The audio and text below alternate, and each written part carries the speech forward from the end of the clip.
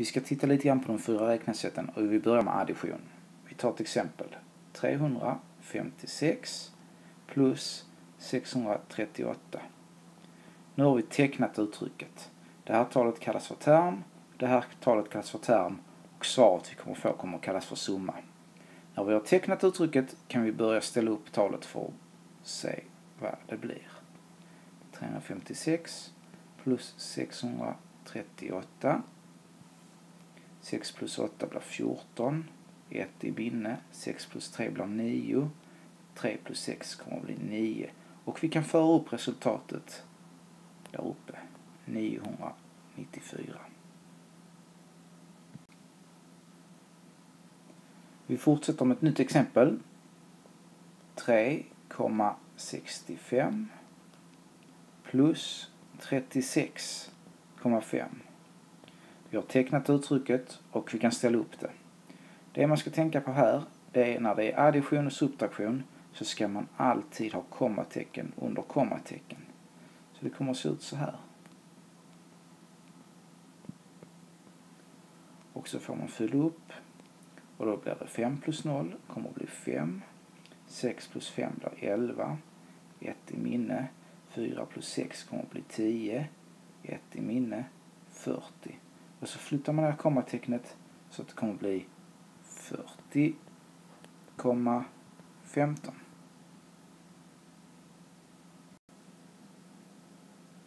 Om vi nu fortsätter med subtraktion så återigen så tecknar vi ett uttryck 674,1 minus 23,89. Här har vi en term, här har vi en term och svaret kommer vi kalla för differens. När vi har tecknat uttrycket kan vi ställa upp och räkna ut det.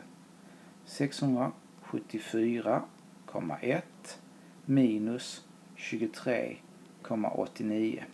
Återigen måste vi se upp så att vi får kommatecken under kommatecken. Vi får låna. 10 minus 9 blir 1. Vi får låna igen. 10 minus 8 kommer att bli 2. 3 minus 3 blir 0. 7 minus 2 blir 5. Och vi flyttar ner 6an och kommatecknet. Och vi kan flytta upp svaret så att det blir 650,21.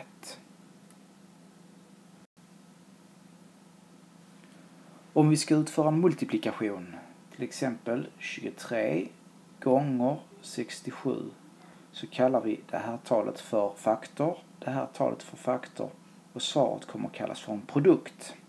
Vi har tecknat uttrycket och kan ställa upp det. 23 gånger 67.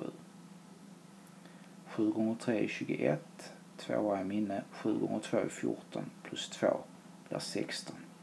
6 gånger 3 är 18. 1 i minne. 6 gånger 2 är 12. Plus 1 blir 13. 1 plus 8 plus 6 blir 14. 1 i minne. Vi får 5 och en 1. Och vi får upp svaret 1541. Här kommer ett exempel på ytterligare en multiplikation.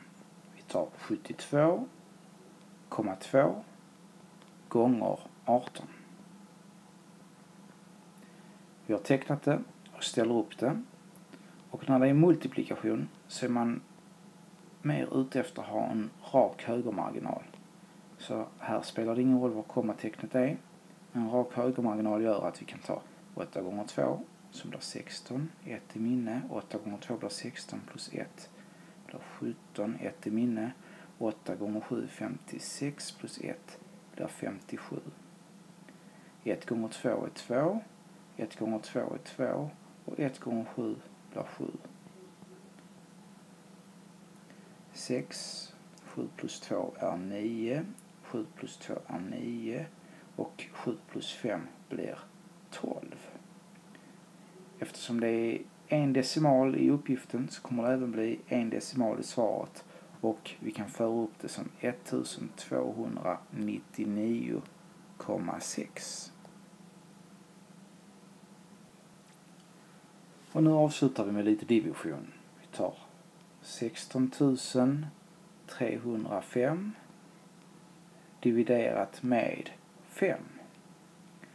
Talet där uppe kallas för täljare, talet där nere kallas för nämnare och svaret vi kommer få kommer kallas för kvot. Vi använder oss av kort division och ser hur många gånger 5 får plats i 1 och det går ingen gång. 5 får plats 3 gånger i 16. 3 gånger 5 blir 15 så vi får 1 i minne.